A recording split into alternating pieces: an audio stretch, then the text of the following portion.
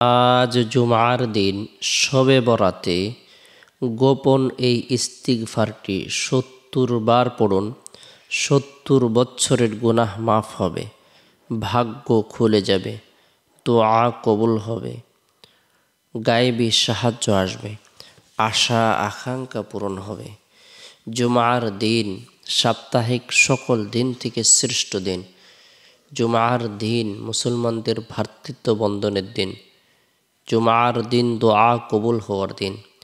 জুমার দিন আল্লাহ তাআলার পক্ষ থেকে অসংখ্য অগণিত নিয়ামত প্রদান করা হয়ে থাকে। জুমার দিন বিশেষ একটি মুহূর্ত রয়েছে, সময় রয়েছে। রব্বুল আলামিনের দরবারে কোনো কিছু কামনা করা হলে, বাসনা করা হলে আল্লাহ তাআলা তাই তাকে প্রদান করেন যেটা তার জন্য কল্যাণকর। আজকের জুমার দিনটি শবে বরাতের দিন পড়েছে, অর্থাৎ জুমার দিন শেষ হওয়ার পর যে রাত আসবে, এই রাতটি হলো আমাদের দেশের জন্য বরকতপূর্ণ এবং ফজিলতপূর্ণ, মাহাত্ম্যপূর্ণ, তাৎপর্যপূর্ণ একটি রাত। যে রাতটিকে লাইলাতুল বরাত বা শবে বরাত বলা হয়ে থাকে। হাদিসের পরিভাষায় লাইলাতুন নিসফি মিন শাবান বলা হয়েছে। লাইলাতুন অর্থ রাত, আর সব ফার্সি শব্দের অর্থ রাত, আর বরাত শব্দের অর্থ মুক্তি, নিষ্কৃতি। এক কথায় শবে বরাত মানে হচ্ছে মুক্তির রজনী, অর্থাৎ এটা এমন একটা রাত যে রাতে আমরা যদি ইবাদত বন্দেগী তওবা ইস্তিগফার করে আল্লাহ তাআলার দরবারে রুনাজারি করতে পারি, তাহলে আশা করা যায় আল্লাহ তাআলা আমাদের যাবতীয় গুনাহ মাফ করবেন এবং আমাদেরকে জাহান্নাম থেকে মুক্তি প্রদান করবেন। বিভিন্ন দেশে শুক্রবারের দিনটি শবে বরাতের দিন হিসেবে আখ্যায়িত হবে, এবং কি শবে বরাতের রাত এবং শবে বরাতের দিন উভয় সময়টি ফজিলতপূর্ণ।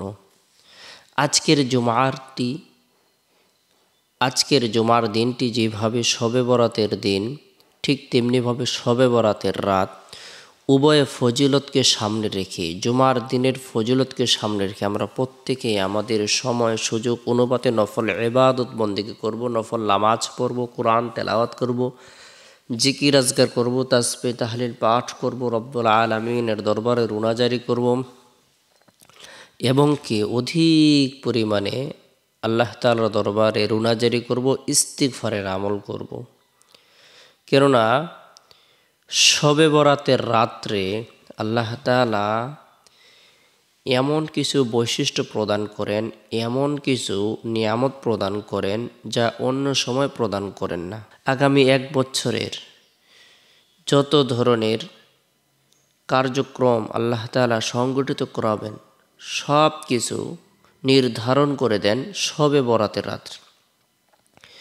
আগামী এক বছরে কত লোক দুনিয়াতে পাঠানো হবে, কত লোককে দুনিয়ার কাজ কারবার থেকে অব্যাহতি দিয়ে ফিরিয়ে আনা হবে, কি পরিমাণ বৃষ্টি হবে, কি পরিমাণ ফসল উৎপন্ন হবে, ইত্যাদি সকল বিষয়ের বাজেট দায়িত্বশীল ফেরেশতাদের হাতে, অর্থাৎ হযরত জিবরাইল, মিকাইল, ইসরাফিল, আজরাইল সহ বড় বড় ফেরেশতাদের নিকট অর্পণ করা হয়।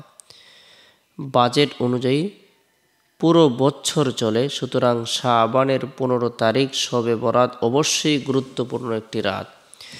এই রাতের বিশেষ বৈশিষ্ট্য ফজিলত আল্লাহ রসুল সাল্লাল্লাহু আলাইহি সাল্লাম বর্ণনা করে দিয়েছেন। হযরত আবু হুরায়রা রাদিয়াল্লাহু তাআলা থেকে বর্ণিত, তিনি বলেন রাসূলুল্লাহ সাল্লাল্লাহু আলাইহি সাল্লাম ইরশাদ করেছেন, একবার শাবান মাসের 15 তারিখ রাতে জিবরাইল আলাইহিস সালাম তাশরিফ আনলেন এবং বললেন, হে মুহাম্মদ, মাথা আসমানের দিকে উঠান। আমি মাথা আসমানের দিকে উঠিয়ে দেখলাম জান্নাতের সকল দরজা খোলা। প্রথম দরজায় একজন ফেরেশতা দাঁড়িয়ে আওয়াজ দিচ্ছে সুসংবাদ সেই ব্যক্তির জন্য যে আজ রাতে রুকু করছে। দ্বিতীয় দরজা আরেকজন ফেরেশতা দাঁড়িয়ে ঘোষণা করছে সুসংবাদ ওই ব্যক্তির জন্য যে আজ রাতে সিজদা করছে।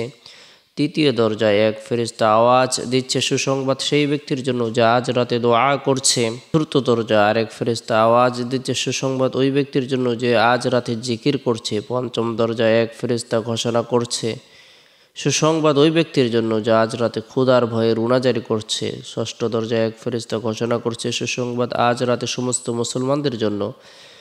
সপ্তম দরজায় এক ফেরেশতা ঘোষণা করছে, যদি কারো কিছু চাওয়ার থাকে তবে সে যেন চায়, তার দরখাস্ত কবুল করা হবে। অষ্টম দরজায় এক ফেরেশতা ঘোষণা করছে, কোনো ক্ষমা প্রার্থনাকারী আছে কি, তাকে ক্ষমা করা হবে। রাসূলুল্লাহ সাল্লাল্লাহু আলাইহি সাল্লাম ইরশাদ করেন, আমি জিবরাইলকে জিজ্ঞাসা করলাম, এই দরজাসমূহ কতক্ষণ খোলা থাকবে? জিবরাইল আলাইহিস সালাম উত্তরে বললেন, শুরু রাত থেকে সুবহ সাদিক পর্যন্ত। জিবরাইল আলাইহিস সালাম আরও বললেন, হে মুহাম্মদ, আজ রাতে আল্লাহ তাআলা এত অধিক সংখ্যক লোককে জাহান্নাম থেকে মুক্তি দিবেন যত সংখ্যক লোম কালেব গোত্রের বকরির মধ্যে রয়েছে। সুবহানাল্লাহ। বকরির পশম পরিমাণ নারী পুরুষদেরকে জাহান্নাম থেকে মুক্তি প্রদান করবেন। রাসূলুল্লাহ সাল্লাল্লাহু আলাইহি সাল্লাম শবে বরাত উপলক্ষে রাত্রি জাগরণ করেছেন, নফল ইবাদত বন্দেগী করেছেন, কোরআন তেলাওয়াত করেছেন, জিকির আজকার করেছেন এবং কি পরের দিন নফল রোজা রেখেছেন। আমরাও শবে বরাত উপলক্ষে এই আমলগুলো করব। পরিবার পরিজনদেরকেও আমল করার ব্যাপারে উৎসাহ প্রদান করব। এ রাত্রে আল্লাহ তাআলা অসংখ্য অগণিত ব্যক্তিদেরকে ক্ষমা করে দেবেন, তবে ৮ শ্রেণীর ব্যক্তিদেরকে আল্লাহ তাআলা মাফ করবেন না। ১ মুশরিক, ২ জাদুকর, ৩ গণক, ৪ যে মদ পান করে, ৫ সুদখোর, ৬ পিতামাতার অবাধ্য সন্তান, ৭ আত্মীয়তা ছিন্নকারী, ৮ ব্যভিচারী ও হিংসুক। আল্লাহ তাআলা এইসব জঘন্যতম অপরাধ থেকে আমাদেরকে হেফাজত করুন। আমরা এই অপরাধগুলো থেকে বাঁচার জন্য চেষ্টা করব। জুমার দিনের অনেকগুলো আমল রয়েছে, এর মধ্যে থেকে ফজিলতপূর্ণ একটি আমল হলো জুমার দিন সূরাতুল কাহাফ তেলাওয়াত করা। আমরা প্রত্যেকে সূরাতুল কাহাফ আমল করব। দাজ্জালের ফিতনা থেকে আল্লাহ তাআলা নিরাপত্তা দান করবেন, ঈমানের মধ্যে নূর প্রদান করবেন। নূরটি 1 সপ্তাহ পর্যন্ত অন্তরের মধ্যে চমকাইতে থাকবে। এরপরে জুমার দিন জুমার নামাজ সম্পূর্ণ করার পর গুরুত্ব সহকারে গোপনে ইস্তিগফারটি 70 বার আমল করব। আস্তাগফিরুল্লাহাল্লাযী লা ইলাহা ইল্লা হুয়াল হাইয়ুল কাইয়্যুম ওয়া আতুবু ইলাইহি। আল্লাহ তাআলা 70 বছরের কবিরা গুনাহকে মাফ করে দিবেন, ধারণার বাইরে রিজিক প্রদান করবেন, 4 দিক থেকে আল্লাহ পাক রব্বুল আলামিন বরকত প্রদান করবেন। এরপরে জুমার দিন আসরের নামাজ সম্পূর্ণ করার পর নবী সাল্লাল্লাহু আলাইহি সাল্লামের প্রতি মহব্বত রেখে, ভালোবাসা রেখে দুরুদের আমল করব। আল্লাহুম্মা সাল্লি আলা মুহাম্মাদিন নবিয়্যিল উম্মি ওয়া আলা আলিহি ওয়া সাল্লিম তাসলিমা। যে ব্যক্তি এই দুরুদের আমল করবে, আল্লাহ তাআলা তার সগীরা গুনাহগুলোকে মাফ করে দিবেন, রহমত বর্ষণ করবেন, পদমর্যাদাকে বৃদ্ধি করে দিবেন।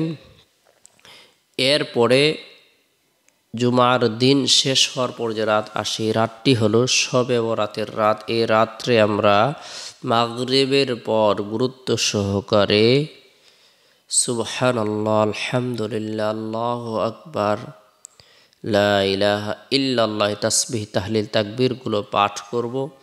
রাতে এশারের নামাজের পর দীর্ঘ সময় পর্যন্ত চেষ্টা করব রাত্রি জাগরণ করে নফল নামাজ পড়ার জন্য, জিকির আজকার করার জন্য, রব্বুল আলামিনের দরবারে রুনাজারি করার জন্য। কেননা আল্লাহ তাআলার পক্ষ থেকে ঘোষণা করা হয়ে থাকে, আলা মিন মুস্তাগফিরিন ফাগফিরলা, আলা মিন মুস্তারজিকিন ফারজুক, আলা মিন মুবতালান ফাআফিয়াহু, আলা কাযা হাত্তা ইয়াতলিয়াল ফাজর। আছে কোনো ব্যক্তি ক্ষমা প্রার্থনাকারী, আমি তাকে ক্ষমা করে দেব। আছে কোনো ব্যক্তি রিজিক প্রার্থনাকারী, আমি তাকে রিজিকের ব্যবস্থা করে দেব। আছে কোনো ব্যক্তি বিপদগ্রস্ত, আমি তাকে বিপদ থেকে উদ্ধার করে দেব। আছে কোনো ব্যক্তি অসুস্থ, সে সুস্থতা কামনা করে, সে আমার কাছে বলুক, আমি তাকে সুস্থতা প্রদান করব। অর্থাৎ যা কিছু প্রয়োজন হয়েছে আল্লাহ তাআলা সকল হাজতকে পূরণ করে দেবেন।